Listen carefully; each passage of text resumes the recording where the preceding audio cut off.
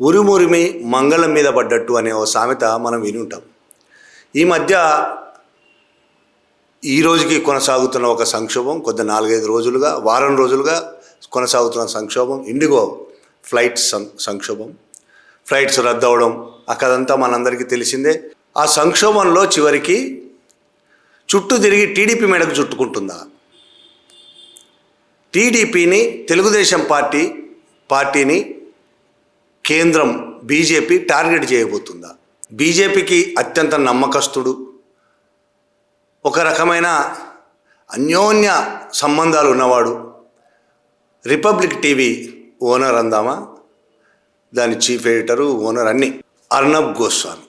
Owner అంటే కొంత percentage ఉన్నదేం పార్ట్నర్షిప్. అర్నబ్ గోస్వామి ఇండిగో సంక్షోభానికి సంబంధించి మాట్లాడిన మాటలు ఈ అనుమానాలు రేకెత్తిస్తున్నాయి.